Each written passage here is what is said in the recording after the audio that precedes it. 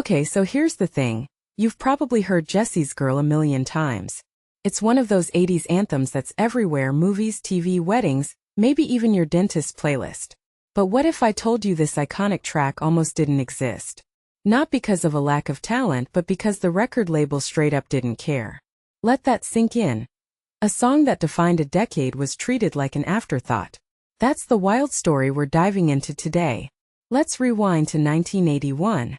Rick Springfield? Total unknown. He's grinding away taking stained glass classes because, get this, he's worried his music career's a lost cause. And while cutting glass one day, of all places, he spots this woman in class. Instant obsession. No, he doesn't talk to her. He just sits there crushing hard, turning his awkward longing into what would become a global smash. The name Jessie? Stolen from a random NFL player's t-shirt. Gary? Randy? No. The song's identity crisis alone could have killed it. But here we are, 40 years later, still singing about Jessie's Girl. Why? Because desperation and a catchy guitar riff sell records. Now here's where it gets weird. The label originally pushed another song, a cover of Sammy Hagar's "I've Done Everything for You." Classic move, right? Hedge their bets on someone already famous. Meanwhile, Jessie's Girl wasn't even on the single radar. They released it after radio stations started playing it on their own. The label had to scramble when listeners demanded it. And even then, it took 19 weeks to hit #1. That's like releasing a TikTok hit and waiting 5 months to see if it blows up. But that slow burn? It's why the song aged like fine wine. People connected with the raw, awkward desperation in the lyrics. It wasn't polished, it was real. And let's talk about that guitar solo. You know the one, it's everything. But here's the kicker. Springfield tried to play it himself and just couldn't. Enter Neil Giraldo, husband of Pat Benatar, who basically saved the song. His solo. Iconic. Minimalist, but it hits harder than any shredfest.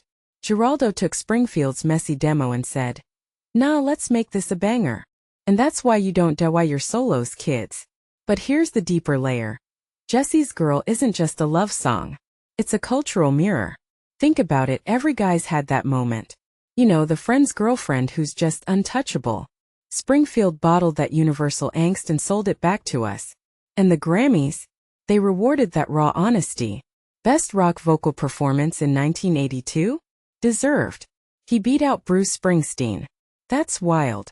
But it makes sense. This wasn't just a song. It was a generational confession. And then there's the sequel. A prog rock band, Coheed and Cambria, made Jessie's Girl 2 in 2020. Wait, the narrator wins the girl. Only to regret it? Dark twist. It's like if Jaws had a sequel where the shark becomes the hero. Springfield even joined in. Why? Because he gets it. The song's legacy isn't about him. It's about the story we project onto it. That's why it's in Boogie Nights' Glee Superstore. It's a blank canvas for our own drama. So what's the takeaway? Jessie's Girl survived because it's a paradox. A meticulously crafted hit that felt accidental.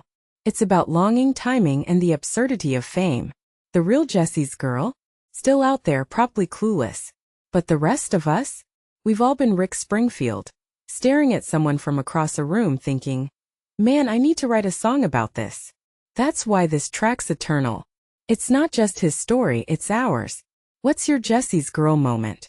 Drop it in the comments.